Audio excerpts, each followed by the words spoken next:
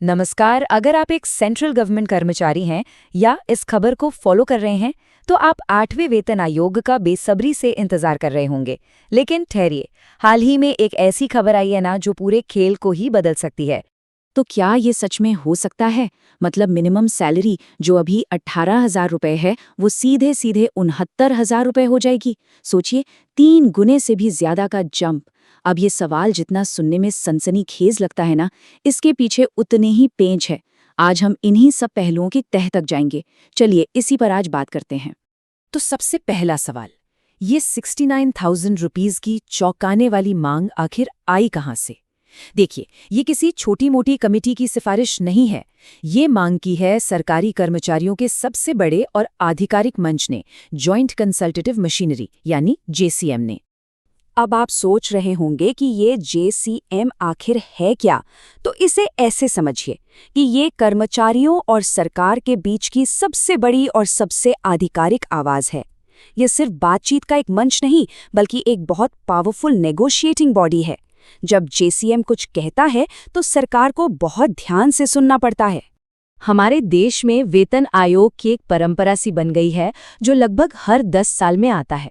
जैसे छठा पे कमीशन 2006 में आया, 7वां 2016 में, और अब सबकी नजरें 2026 में आने वाले 8वें वेतन आयोग पर टिकी हुई हैं।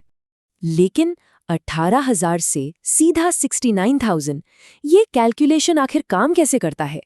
इसका पूरा राज, इसका पूरा सीक्रेट एक मैजिकल नंबर में छिपा है और उसे कहते हैं फिटमेंट फैक्टर। आपको 7वां पे कमीशन तो याद ही होगा, है ना?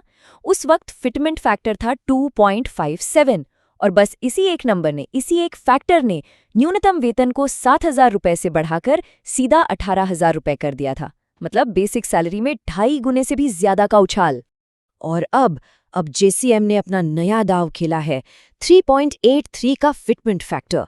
उन्होंने सरकार को जो मेमोरेंडम भेजा है ना, उसमें एकदम साफ साफ कहा है कि मौजूदा बेसिक सैलरी को 3.83 गुना बढ़ाया जाए। यहाँ आप इन दोनों नंबरों को एक साथ देख सकते हैं। साफ है, 2.57 के फैक्टर पर सैलरी थी 18,000 रुपए, और अगर 3.83 का फैक्टर लगा तो ये सीधा पहुंच जाएगी 69,000 रुपीज। ये सिर्फ एक छोटा मोटा इंक्रीमेंट नहीं है, ये पूरे सैलरी स्ट्रक्चर में एक भूकंप जैसा बदलाव होगा। पर सवाल ये है कि जेसीएम इतनी बड़ी मांग कर ही क्यों रहा है? क्या वजह है? देखिए, इसके पीछे सिर्फ महंगाई का तर्क नहीं है। इसके पीछे एक बहुत गहरी सोच है जिसे कहते हैं लिविंग वेज।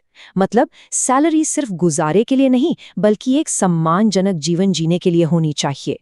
जेसीएम एक खास फॉर्मूले का जिक्र कर रहा है। ये फॉर्मूला कहता है कि मिनिमम सैलरी तय करते वक्त सिर्फ एक कर्मचारी का नहीं, बल्कि उसके पूरे परिवार का सोचना चाहिए। मतलब 3 लोगों के परिवार के लिए खाना, कपड़ा, घर का किराया, बच्चों की पढ़ाई, स्वास्थ्य का खर्चा, और इन सबके ऊपर 25% एक्स्ट्रा दूसरे खर्चों के लिए। और यहीं पर कहानी में सबसे बड़ा ट्विस्ट आता है। जेसीएम का तर्क है कि 7वें वेतन आयोग ने इस फॉर्मूले को पूरी तरह से लागू ही नहीं किया था। मतलब ये जो नई मांग है, ये असल में कोई नई मांग नहीं है। ये तो पिछली गलती को सुधारने की एक कोशिश है, एक तरह का कोर्स करेक्शन है। तो ये तो हुई कर्मचारियों की बात, लेकिन सिक्के का दूसरा पहलू भी तो है। अगर सरकार ये मांग मान लेती है तो क्या होगा? चलिए अब कहानी का वो वाला हिस्सा देखते हैं। देखिए, सरकार के लिए फैसला लेना बिल्कुल आसान नहीं होगा। पहला, सरकारी खजाने पर सैलरी और पेंशन का बोझ लाखों करोड़ बढ़ जाएगा, जिससे देश का फिस्कल डेफिसिट यानी वित्तीय घाटा बिगड़ सकता है। दूसरा, जब लोगों के हाथ में इतना ज्यादा पैसा आएगा तो बाजार में मांग बढ़ेगी, और मांग बढ़ेगी तो महंगाई भी आसमान छू सकती है। और तीसरा, पॉलिटिकल टाइमिंग। 2026 में लिया गया ये फैसला सीधे सीधे 2029 के चुनावों पर असर डालेगा। और एक बात, ये मत सोचिएगा कि ये सिर्फ सरकारी कर्मचारियों की कहानी है। नहीं, इस एक फैसले का असर एक डोमिनो इफेक्ट की तरह पूरे देश की अर्थव्यवस्था पर पड़ने वाला है। अब देखिए, ये होता कैसे है। ये एक चेन रिएक्शन की तरह है। सबसे पहले सेंट्रल गवर्नमेंट के कर्मचारियों की सैलरी बढ़ेगी, फिर उनको देखकर जाहिर है स्टेट गवर्नमेंट के कर्मचारी भी मांग उठाएंगे, और जब सरकारी नौकरियां इतनी आकर्षक हो जाएंगी तो प्राइवेट सेक्टर पर भी दबाव आएगा कि भाई अपने टैलेंट को रोकने के लिए सैलरी बढ़ाओ, खासकर बड़ी कंपनियों पर। और नतीजा क्या होगा? पूरी इकोनॉमी में पैसा ज्यादा आएगा, लोग खर्च ज्यादा करेंगे, और हाँ, महंगाई भी बढ़ेगी।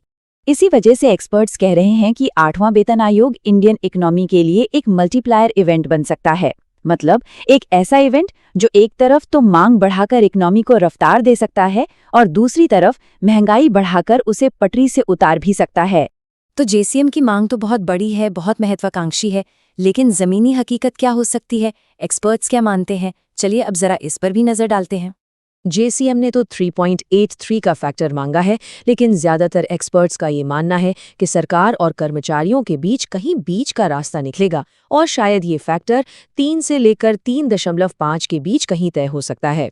और अगर हम इन फैक्टर्स को असल रुपयों में बदलें तो तस्वीर कुछ ऐसी बनती है। जहां मांग लगभग 69,000 रुपीस की है, वहीं एक रियलिस्टिक अनुमान ये कहता है कि मिनिमम सैलरी 40,000 से 50,000 रुपए के बीच कहीं पर तय होगी। तो इसका मतलब क्या हुआ? इसका मतलब ये है कि जेसीएम की ये जो इतनी बड़ी मांग है ना, ये शायद एक सोची समझी रणनीति का हिस्सा है। देखिए, जब आप नेगोशिएशन टेबल पर बैठते हैं तो हमेशा अपनी मांग ऊंची रखते हैं ताकि मोलभाव के बाद भी आप एक सम्मानजनक समझौते पर पहुंच सकें। तो आखिरी और सबसे बड़ा सवाल अब भी वही है, क्या 69,000 रुपए का ये सपना हकीकत बनेगा या फिर ये सिर्फ एक लंबी और कठिन सौदेबाजी की पहली चाल है? इसका जवाब तो आने वाला वक्त ही देगा। तब तक देखते हैं क्या होता है।